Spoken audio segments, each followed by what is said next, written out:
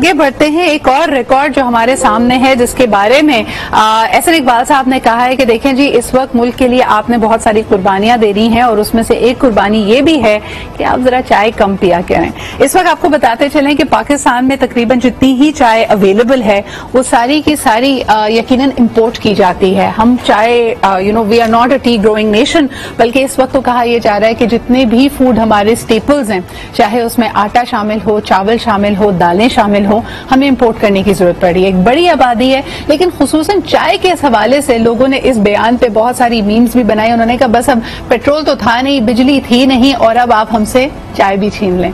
आपको बताते चलें कि इस वक्त पूरी दुनिया के लिए जो लीडिंग चाय के ब्रांड्स हैं उसमें पाकिस्तान एक सेकंड बिगेस्ट मार्केट तस्वुर की जाती है यूएस के बाद, और वो भी इसलिए क्योंकि यूएस में आइस टी का भी कल्चर है।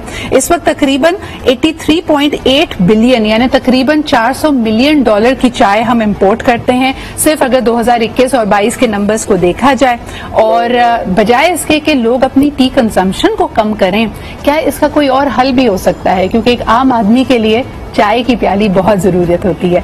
हमारे साथ मौजूद है सैयद मोहम्मद शाहनवाज आजम साहब। आप सीईओ हैं, फाउंडर हैं अहबाब इंपेक्स टी ब्रांड के। आपसे पूछेंगे कि टी से रिलेटेड जो इस वक्त नंबर्स हैं उसको कैसे देख रहे हैं और क्या हुकूमत वाकई टैक्सेस इंक्रीज करने की बात कर रही है? क्या इस बयान को किस तनाजुर में देखा जाए? अस्सलाम वालेकुम शाहनवाज साहब। वालेकुम सलाम। सर, एहसन इकबाल साहब ने कहा है चाहे कम कर दें, तो क्या इसका कोई असर इंडस्ट्री के लिए भी आया है? क्या ये इंदिया है कि आने वाले दिनों में टैक्सेस बढ़ जाएंगे चाय के ऊपर?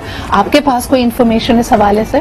हमारे पास इन्फॉर्मेशन बहुत सारी है। मैं पिछले 25 साल से चाय की ट्रेड से वाबस्ता हूँ जी, और जाहिर है हम एक उसकी नब्ज पे हमारी नजर होती है जी। लेकिन मसले का हल ये नहीं है कि लोग चाय पीना छोड़ दें या कम कर दें। मसले का हल ये कि चाय को किस तरह से सस्ती की जाए जो एक आम आदमी की पहुंच में हो। क्योंकि चाय को जो हम समझते हैं या हमारे मुक़द्दर हल्के जो समझते हैं कि ये लग्जरी आइटम है, एक्चुअली लग्जरी आइटम है नहीं। ये गरीबों का भी ड्रिंक है, अमीरों का भी ड्रिंक है। ये बहुत ही यानी कहते हैं कि बेवरेजेस की ये क्वीन है चाय जो है। और कितने से रिलेटेड हम देख सकते हैं कि चाहे छोटा सा ढाबा हो जी, चाहे एक कॉर्नर पे आपकी हो या कोई बड़ा कैफे हो, हर जगह ही चाय मकबूल है। मतलब एक गरीब आदमी के पास अगर खाने के लिए कुछ और ना हो तो चाय का एक कप पी के अपने काम पे निकल जाता है और आधा दिन गुजार देता है। अगली प्याले के बाद वो पूरा दिन गुजार देता है। तो आप उससे ये भी अगर छीन लें तो जहाँ बहुत सारी ज्यादती और जुल्म इस मुल्क में पिछले 75 सालों से हो रहे हैं, एक जुल्म और होगा। साहब, आप क्या समझते हैं कि ये जो एक एटीट्यूड है, हम अक्सर देखते हैं कि जब पेट्रोल की कीमत ऊपर जाती है तब भी हुकूमत का मौक़िफ़ ये होता है कि भाई जिसके पास 80 लाख की गाड़ी है, अगर पेट्रोल की कीमत थोड़ी बढ़ी भी तो कोई फर्क नहीं पड़ता। इसी तरह चाय के हवाले से उन्होंने बात की तो वो सिर्फ एक अमीर तबके को या हमारे यहाँ जो ऐसा तबका है जो इन चीजों को अफोर्ड कर सकता है, सिर्फ उनके बारे में सोच रहे हैं, गरीबों के बारे में नहीं सोच रहे। असल बात यह है कि मैं अगर कुछ बात कहूँ तो शायद ये सियाको सबक से हट जाए और मुतनाज़ा हो जाए। हाँ। हमारे यहाँ जो एलीट तबका है वो हुकूमत करता है, उसको गरीबों को दुख दर्द का पता ही नहीं है कि गरीब आदमी अपनी जिंदगी कैसे गुजारता है। असल इकबाल साहब ने चाहे आवाम को तो कह दिया चाय कम करो, उनकी हुकूमत क्या कर रही है? 100 लोगों को लेकर उम्रे पे जा रही है, हज पे जा रही है, अरबों रुपए के इश्तहारात दे रही है। तो वहां खर्च कम करें ना आप। यानी जो कुर्बानी देनी है वो कौम दे, जो कुर्बानी देनी है वो लोग दें, आप कुछ ना करें, आप अपनी तरफ से कुछ ना करें। Sir, on the light hearted note, हमारे यहाँ जब करप्शन भी होती है या आपसे अगर कोई अंडर द टेबल कोई रकम मांगता है, वो भी चाय पानी कहलाती है। मेरे ख्याल में उनको उस चाय पानी पे ज्यादा फोकस करना चाहिए। करेक्ट। तो आप मुझे बताएं कि इस वक्त जो अच्छा इसका एक जो the way we drink tea वो भी बड़ा मुख्तलिफ है ना, कि हम उसके अंदर दूध का और चीनी का इस्तेमाल भी करते हैं। क्या ये वजह है कि अब आम आदमी की पहुंच से हो सकता है चाय थोड़ी दूर चली जाए? क्योंकि देखिए नहीं, ये वजह भी नहीं है, मैं एग्री नहीं कर रहा। हर जगह का एक कल्चर होता है ना। कहीं चाय बिल्कुल प्लेन चाय पी जाती है, उसके अंदर कुछ भी नहीं डाला जाता, बल्कि दुनिया में ज्यादातर चाय इसी तरह पी जाती है। लेकिन हमारे यहाँ इंडिया, पाकिस्तान, बांग्लादेश में चाय का जो कल्चर है वो दूध के साथ पीते हैं, दूध और चीनी के साथ पीते हैं। असल वजह यह है कि हमारे ऊपर जो चाय के टैक्सेस है ना हमारे, वो इतने जालिमाना हैं और ज्यादा हैं।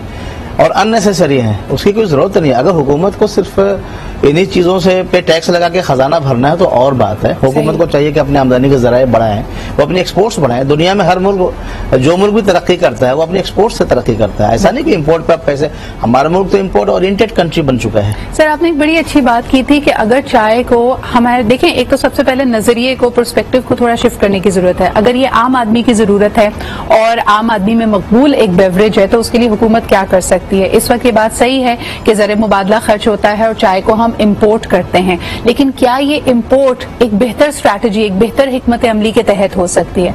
आपने जैसे बताया कि हमारे अग्रीमेंट्स हैं तो हम फ्री ट्रेड अग्रीमेंट्स नहीं करते। इस वक्त 90% चाय हमारे पास अफ्रीकी ममालिक से आ रही है, लेकिन टैक्सेस हाई हैं। क्या हुकूमत को इस पे काम करना चाहिए? इस पे हमने बहुत सारे फोरम्स पे हमने आवाज उठाई है। अभी हमारा टी कन्वेंशन था इंटरनेशनल, आई वाज देयर। अच्छा, एकेटारा ने इसको स्पॉन्सर किया था, नेपाल जहां पे मौजूद थे। I was the one of main sponsor. तो उसमें भी हमने बात उठाई। इसके बाद भी हमने प्रेस कॉन्फ्रेंस की थी, उसमें भी बात उठाई। हमारे चेयरमैन और हमारे जो लोग हैं, हमारे एक एक्स चेयरमैन है शोएब पराचा साहब, मैं उनका नाम इसलिए लूंगा कि बहुत ज्यादा चाय के ऊपर मेहनत करते हैं, चाहते हैं कि मुल्क में कोई बेहतरी हो, लोगों को आसानियां मिले। उन्होंने भी बात कही थी, मैं उन्हीं की बात को दोहरा रहा हूँ कि FTA एक ट्रेड एग्रीमेंट है जो हमारे बहुत सारे मालिक के साथ है। जहाँ जहाँ से चाय आती है उनके साथ भी, लाइक इंडोनेशिया से है, बांग्लादेश से है, नेपाल से है, श्रीलंका से है। लेकिन अनफॉर्चुनेटली इन मुल्कों से जो चाय आती है वो 5% आती है। टोटल चाय की इम्पोर्ट्स का 5% यहाँ से आता है और 95% जहाँ से आता है वो है कीनिया। तो वहाँ ये ट्रेड एग्रीमेंट नहीं है।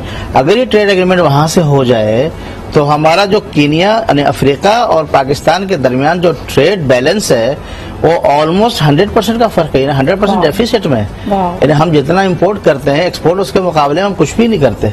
और ये इतनी बड़ी अनचार्टेड टेरिटरी है। हम देख सकते हैं कि पाकिस्तान की तरह अफ्रीका की भी आबादी ज्यादा है। There so many things that we can export. Africa की आबादी पाकिस्तान जितनी तो नहीं है, तो कोई 5,60,000 किलोमीटर का वो मुल्क है और 4 करोड़ 60 लाख की आबादी ऑलमोस्ट 2021 और 21 तक के डेटा के मुताबिक। लेकिन बहरहाल उनके जो हम जो इंपोर्ट करते हैं वहां से बदले में हमें एक्सपोर्ट करना चाहिए।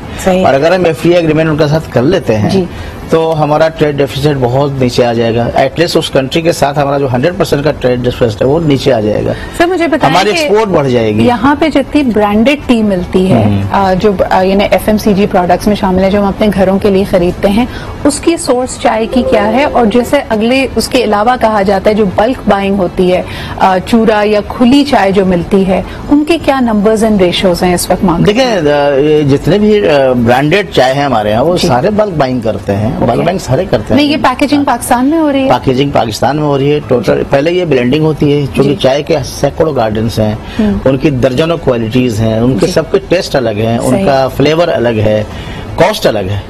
सबसे बड़ी बात है कि और पाकिस्तान में किस म्यार की चाय या किस क्वालिटी की चाय सबसे ज्यादा मशहूर है? हमारे यहाँ सबसे अच्छी चाय जो और महंगी भी है वो है डस्ट। ओके। तो डस्ट जो होती है वो चूरा जिसको कहते हैं, चूरा। होटल वाले हमारा जो पठान होटल है वो चाय में कंप्रोमाइज नहीं करते, तो वो बेस्ट क्वालिटी की चाय खरीदते हैं। तो चूरा के खरीदार बायर जो वही लोग हैं।